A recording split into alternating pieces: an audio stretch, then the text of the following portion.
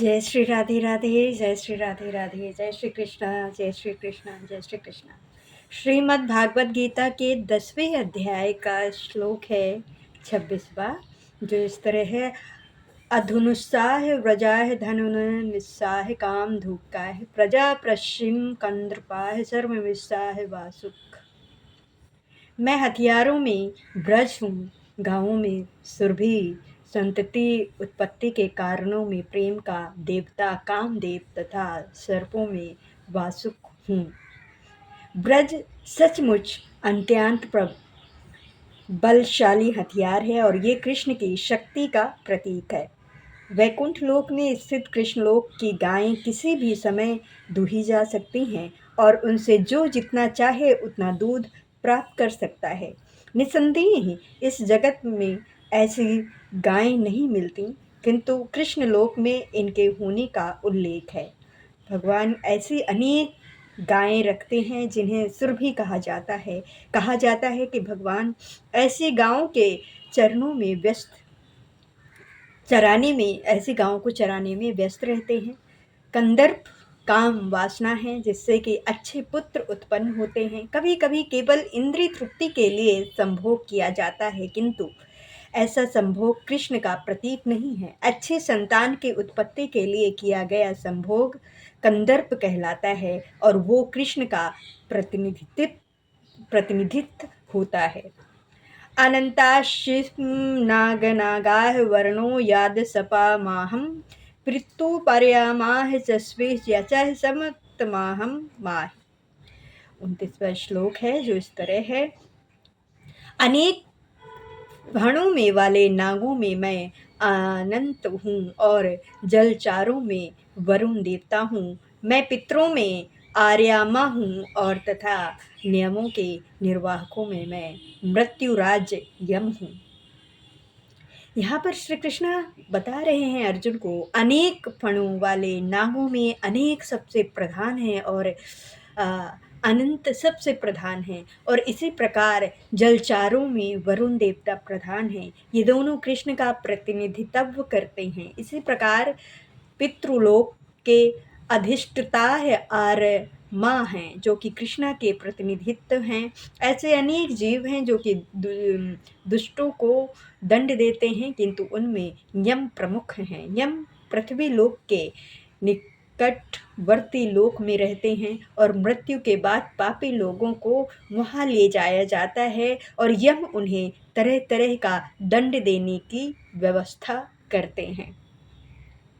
प्रदर्शिस्व दैत्यनाः कालाः कलमायम्माः गृणाय च गुरुतोताः वन्तोश्चाः पक्षिणम्। दैत्यों में मैं भक्तराज प्रहलाद हूँ, दानव करने वालों में काल हूँ, पशुओं में सिंह हूँ तथा पक्षियों में गरुड़ हूँ। दिति तथा अदिति दो बहनें थीं। अदिति के पुत्र आदित्य कहलाते हैं और दिति के दैत्य सारे आदित्य भागवत भक्त निकले और सारे दैत्य नास्तिक। यद्यपि प्रहलाद का जन्म दैत्य कुल में हुआ था, किंतु वे बचपन से ही परम भक्त थे। अपनी भक्ति तथा दैवी गुण के कारण वे कृष्ण के प्रतिनिधित्व माने जाते हैं। दानव के अनेक नियम हैं, किंतु काल इस संसार की हर वस्तु को क्षीण कर देता है, अतः वो कृष्ण का प्रतिनिधित्व कर रहा है। पशुओं में सिंह सबसे शक्तिशाली तथा हिंसक होता है और पक्षियों में लाखों प्रकारों में भगवान विष्णु का वाहन गरुड़ सबसे महान है। पवनाः पवंसि रामः शत्रुतमाः झषणाः महाशस्मिः स्रोत समिष्याः जाह्नवीः। वायु पवन पवित्र करने वाले समस्त पवित्र करने वालों में मैं वायु हूँ, शस्त्र आदियों में राम, मछलियों में मगर तथा नदियों में गंगा हूँ। इसका तात्पर्य है समस्त जलचारों में मगर सबसे बड़ा और मनुष्य के लिए सबसे जो घातक होता है, अतः मगर कृष्ण का प्रतिनिधित्व करता है। सागण गण वविदिशाह मध्य चैत हम अर्जुन अध्यात्म विद्या विद्यानाह वंदा प्रदांत महान। हे अर्जुन, मैं समस्त सृष्टि का आदि मध्य और अंत हूँ। मैं समस्त विद्याओं में अध्यात्म विद्या हूँ और तर्क शास्त्रों में मैं निखिड़ाए सत्य हूँ। सृष्टि में सर्वप्रथम समस्त भौतिक तत्वों की सृष्टि की जाती है। जैसा कि पहले बताया जा चुका है कि ये हर्ष जगत महाविष्णु भगवद भगवदशायी विष्णु तथा क्षीरो शाही विष्णु द्वारा उत्पन्न और संचालित है। बाद में इसका संहार शिव जी द्वारा किया जाता है और ब्रह्मा गौण सृष्टा है और सृजन पालन तथा संहार करने वाले ये सारे अधिकारी परमेश्वर के भौतिक गुणों के अवतार हैं। अतः वे ही समस्त सृष्टि के आदि मध्य तथा अंत हैं। उच्च विद्या के लिए ज्ञान के अनेक ग्रंथ हैं, यथा चारों वेद, उनके छहों वेद, वेदंग, वेदांत, सूत्र, तर्क ग्रंथ, धर्म ग्रंथ, पुराण, इस प्रकार कुल 14 प्रकार के ग्रंथ हैं। इनमें से अध्यात्म विद्या संबंधी ग्रंथ विशेष रूप से वेदांत सूत्र कृष्णा का स्वरूप है। तर्क शास्त्रियों में विभिन्न प्रकार के तर्क होते रहते हैं। प्रमाण द्वारा तर्क की दृष्टि जिससे कि विपक्ष का भी समर्थन हो जल्प कहलाता है। प्रतिद्वंदी को हराने का प्रयास मात्र वितंडा है, किंतु वास्तविक निर्णय वाद कहलाता है। ये निर्णयात्मक सत्य कृष्ण का स्वरूप है। अक्षरणाय कर्मो इसमें द्वंद्वाः समशिवश्चाय महावच्चाय कलो दंताः विमुक्ताः। इसका तात्पर्य है अक्षरों में मैं आकार हूँ और समासों में द्वंद्व समास हूँ। मैं शाश्वत कहलाता भी हूँ और सृष्टाओं में ब्रह्मा हूँ। आकार अर्थात संस्कृति अक्षर माला का प्रथम अक्षर वैदिक साहित्य का शुभारंभ है। आकार के बिना कोई स्वर उच्चारित नहीं हो सकता है, इसीलिए ये आदि स्वरूप है। संस्कृति में कई तरह के सांस्कृतिक शब्द होते हैं, जिनमें से राम कृष्ण जैसे दोहरे शब्द द्वंद्व कहलाते हैं। इस समास में राम तथा कृष्ण अपने उसी रूप में, अतः ये समस्त द्वंद्व कहलाते हैं। समस्त मारने वालों में कला सर्वोपरि है। समस्त मारने वालों में काल सर्वोपरि है, क्योंकि ये सबों को मारता है। काल कृष्ण स्वरूप है, क्योंकि समय आने पर प्रयज्ञिक से सब कुछ लय हो जाएगा। सृजन करने वाले जीवों में चतुर्मुख ब्रह्मा प्रधान है, अतः वे भगवान कृष्ण के प्रतीक हैं। मृत्यु सर्वमहावृद्धाश्चाय भविष्यतं कीर्ताय श्रीविचि निर्विणाय सर्वविद्याय तुति क्षमा। मैं सर्वाक्षी मृत्यु हूँ और मैं ही आगे होने वालों को उत्पन्न करने वाला हूँ। स्त्रियों में मैं कीर्ति, श्री, वाकु, स्मृति, मेषा, धूति तथा क्षमा हूँ। इसका तात्पर्य कृष्ण भगवान कहते हैं, ज्यों ही मनुष्य जन्म लेता है वो क्षण क्षण मरता रहता है, इस प्रकार मृत्यु समस्त जीवों का हर क्षण भक्षण करती रहती है, किंतु अंतिम आघात मृत्यु कहलाता है। ये मृत्यु कृष्ण ही है। जहाँ तक भावी विकास का संबंध है, सारे जीवों में 6 परिवर्तन होते हैं। वे जन्मते हैं, बढ़ते हैं, कुछ काल तक संसार में रहते हैं, संतान उत्पन्न करते हैं और क्षीण होते हैं और फिर अंत में समाप्त हो जाते हैं। इन 6 परिवर्तनों में मैं पहला गर्भ से मुक्ति और ये कृष्ण है। प्रथम उत्पत्ति ही भावी कार्यों का शुभारंभ है। यहाँ जिन 7 स्तरों का उल्लेख है वे स्त्री वाचक हैं और कीर्ति, श्री, वाक, त्रुटि, मेधा, धूति तथा क्षमा आदि किसी व्यक्ति के पास ये सभी या इनमें से कुछ ही होते हैं तो वो यशस्वी होते हैं। यदि कोई मनुष्य धर्मात्मा है तो वो यशस्वी होता है। संस्कृति पूर्ण भाषा है, अतः ये अंत्य यशस्वनी है। यदि कोई पढ़ने के बाद विषय को स्मरण रख सकता है तो उसे उत्तम स्मृति मिली होती है। केवल अनेक ग्रंथों को पढ़ना पर्याप्त नहीं होता है, किंतु उन्हें समझ करके आवश्यकता पड़ने पर उनका प्रयोग मेधा या बुद्धि कहलाती है। ये दूसरा ऐश्वर्य है। अस्थिरता पर विजय पाना द्वितीय या दृष्टा है। पूर्णता योग होकर यदि कोई विनीत भी हो और सुख तथा दुखों में संभाव से रहता हो तो ये ऐश्वर्य क्षमा कहलाता है। बृहस्पताः तः सर्वणाः गायत्री छंदे स्वयं मासनाः मर्गे शीशो सुमृत्युनाः कुसुम्ब। मैं सामवेद के गीतों में बृहस्पतिमम हूँ और छंदों में गायत्री हूँ और समस्त महीनों में मैं मर्गशीर्ष अगहन तथा समस्त शत्रुओं में फूल खिलने वाली वसंत शत्रु हूँ। इस प्रकार महीनों के बारे में वर्णन करते हैं श्री कृष्ण। जैसा कि भगवान स्वयं बता चुके हैं, समस्त वेदों में सामवेद हैं और सामवेद विभिन्न देवताओं द्वारा गाए जाने वाले गीतों तथा संग्रह हैं। इन गीतों में से एक बृहस्पतिम, जिनकी ध्वनि सुमधुर है और जो अर्धरात्रि में गाया जाता है। संस्कृति में कर्तव्य के निश्चित विधान हैं। इनमें लय तथा ताल बहुत ही आधुनिक कविता की तरह मनमानी नहीं होते हैं। ऐसे नियमित काव्य में गायत्री मंत्र, जिसका जाप केवल सुपत्र ब्राह्मणों द्वारा ही होता है, सबसे अधिक महत्वपूर्ण है और गायत्री मंत्र का उल्लेख श्रीमद् भागवत गीता में भी हुआ है। चूंकि गायत्री मंत्र विशेषताएं ईश्वर साक्षात्कार के ही नियमित है, इसीलिए ये परमेश्वर का स्वरूप है।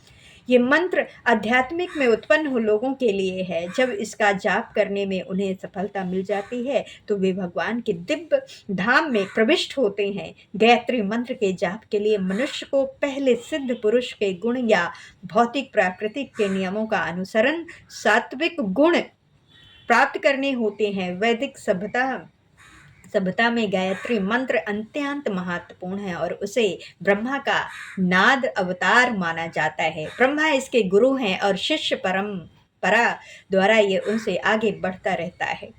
मासों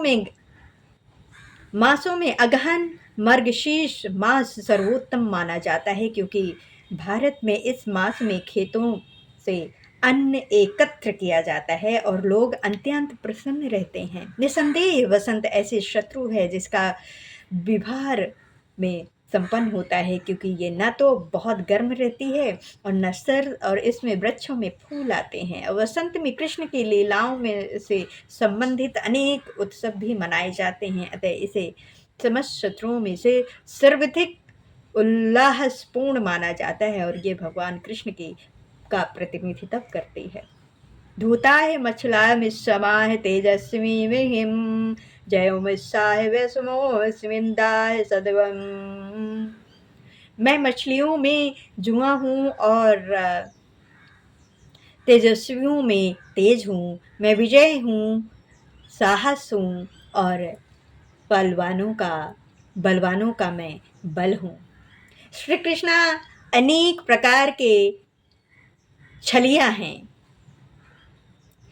सॉरी, मैंने गलत पढ़ा था। मैं छलियों में जुआ हूँ और तेजस्वियों में मैं तेज हूँ। मैं विजय हूँ, मैं साहस हूँ और मैं बलवानों का बाल हूँ। मैं बलवानों का बाल हूँ। इसका तात्पर्य है ब्रह्मन में अनेक प्रकार की छलियाँ हैं। समस्त छल कपट कर्मों में धुत क्रीड़ जुआ सर्वोपरि है और ये कृष्ण का प्रतीक है। परमेश्वर के रूप में कृष्ण किसी भी समान पुरुष की अपेक्षा अधिक कपटी छल करने वाले हो सकते हैं। यदि कृष्ण किसी से छल करने की सोच लेते हैं तो कोई उनसे पार नहीं पा सकता है। उनकी महानता एकांगी न हो करके सर्वंगी है। वे विजयी पुरुषों की विजय हैं, वे तेजस्वियों के तेज हैं और साहसी तथा कर्मठों के वे सर्वाधिक साहसी तथा कर्मठ हैं। वे बलवानों में सर्वाधिक बलवान हैं। जब कृष्ण इस धाराधर्म विद्यमान में थे तो कोई भी उन्हें बल में हरा नहीं सकता था। यहाँ तक कि अनेक बलवान बाल्यकला में उन्होंने गोवर्धन पर्वत उठा लिया था। उन्हें न तो कोई छल में हरा सकता है, न तेज में, न विजय में, न साहस में, न बल में। किसी भी तरह से उन्हें हराया नहीं जा सकता है। कृष्णाय वासुदेवाय श्रीमश्रुण्वाय धनंजाय मुनि मुनि अम्मं व्यासं कवि सुमनाय कवि। मैं कृष्णा वंशियों में वासुदेव और पांडवों में अर्जुन हूँ। मैं समस्त मुनियों में व्यास तथा महान विचारकों में उशान हूँ। श्री कृष्ण कहते हैं, कृष्णा आदि भगवान हैं और बलदेव कृष्ण के निकटतम अंश विस्तार हैं। कृष्ण तथा बलदेव दोनों ही वासुदेव के पुत्र रूप उत्पन्न हुए, अतः दोनों को वासुदेव कहा जाता है। दूसरी दृष्टि से चूंकि कृष्ण कभी वृंदावन नहीं त्यागते हैं, अतः उनके जितने भी रूप अत्यंत पाए जाते हैं, अनंत पाए जाते हैं, वे उनके विस्तार हैं। वासुदेव कृष्ण के निकटतम अंश विस्तार हैं, अतः वासुदेव कृष्ण से भिन्न नहीं है। अतः इस श्लोक में अगत वासुदेव शब्द का अर्थ बलदेव या बलराम माना जाना चाहिए, क्योंकि वे समस्त अवतारों के उद्गम हैं और इस प्रकार वे वासुदेव के एकमात्र उद्गम हैं और भगवान के निकटतम अंशों को स्वयं व्यक्तिगत या स्थायी अंश कहते हैं और अन्य प्रकार के भी अंश हैं जो कि विभिन्न पृथक्कृत अंश कहलाते हैं। और पांडव पुत्रों में अर्जुन धनंजय नाम से विख्यात हैं। ये समस्त पुरुषों में श्रेष्ठतम हैं, अतः कृष्ण स्वरूप हैं। और मुनियों अर्थात वैदिक ज्ञान में बटु विद्वानों में व्यास सबसे बड़े, और क्योंकि उन्होंने कलयुग में लोगों को समझाने के लिए वैदिक ज्ञान को अनेक प्रकार से प्रस्तुत किया, और व्यास कृष्ण के एक अवतार भी माने जाते हैं। अतः वे कृष्ण स्वरूप हैं और विगणित किसी विषय पर गंभीरता से विचार करने में सर्वर्थ होते हैं। और कवियों में उशाना अर्थात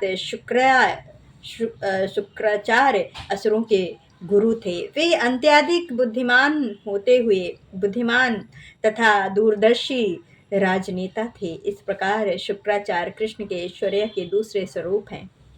दंडोह दंडमिस्ताह निमिस्ताह जगतम मौन चमिस्ताह गुहा न्याय ज्ञानवतमम। अराजकता को दमन करने वाले समस्त साधनों में से मैं दंड हूँ, और जो विजय के आकांक्षी हैं उनकी मैं नीति हूँ। रहस्यों में मैं मौन हूँ और बुद्धिमान में मैं ज्ञान हूँ। यहाँ श्री कृष्ण कहते हैं, वैसे तो दमन के अनेक साधन हैं, किंतु उनमें से सबसे महत्वपूर्ण दुष्टों का नाश। जब दुष्टों को दंडित किया जाता है तो दंड देने वाला कृष्ण स्वरूप होता है। किसी भी क्षेत्र में विजय की आकांक्षा करने वाले में नीति की ही विजय होती है। सुनने, सोचने और ध्यान की गोपनीयता क्रियाओं में मौन धारण ही सबसे महत्वपूर्ण है, क्योंकि मौन रहने से जल्दी उत्पत्ति मिलती है। ज्ञानी व्यक्ति तथा जो पदार्थ तथा आत्मा में भगवान की पारा तथा अपारा शक्ति में भेद कर सके, ऐसा ज्ञान साक्षात्कार कृष्ण है। यस्मिन् सर्वभूतेनाहि विजय दत्तं अर्जुनाय नास्ति विनाय अस्माहि भूताय चरम चरम। यही नहीं है, ये अर्जुन मैं समस्त सृष्टि का जानक बीज हूँ। ऐसा चार तथा अचर कोई भी प्राणी नहीं है जो मेरे बिना रह सके। कितनी बड़ी बात कहते हैं श्री कृष्ण। कहते हैं प्रत्येक वस्तु का कारण होते हैं और इस सृष्टि का कारण ये बीज कृष्ण है, और कृष्ण की शक्ति के बिना कुछ भी नहीं रह सकता है। अतः उन्हें सर्वशक्तिमान कहा जाता है। उनकी शक्ति के बिना चर तथा अचर किसी भी जीव का अस्तित्व ही नहीं रह सकता है। जो कुछ भी कृष्ण की शक्ति पर आधारित नहीं है वो माया है, अर्थात वो जो नहीं है। नस्तोस्तमाह दिव्यनाह भूतनीह परमात्मा है ऐसा है तुरुस्ता है भक्तो भोविस्त्रोह माया है। हे परमात्मा, मेरी दैवी विभूतियों का अंत नहीं है। मैंने तुमसे जो कुछ भी कहा है वो तो मेरी अत्यंत विभूतियों का संकेत मात्र है। हे हे परंत पाए, मेरी दैवी विभूतियों का अंत नहीं है। मैंने तुमसे जो कुछ भी कहा है वो तो मेरी अनंत भूतियों का एक संकेत मात्र है। श्री कृष्ण कहते हैं, जैसा कि वैदिक साहित्य में कहा गया है, यद्यपि परमेश्वर की शक्तियां तथा विभूतियां अनेक प्रकार से जानी जाती हैं, किंतु इन विभूतियों का कोई अंत नहीं है। अंत एवं समस्त विभूतियों तथा शक्तियों का वर्णन कर पाना संभव नहीं है। अर्जुन की जिज्ञासा को शांत करने के लिए केवल थोड़े से उदाहरण प्रस्तुत किए गए हैं। जय श्री कृष्णा। राधे राधे, राधे राधे, राधे राधे।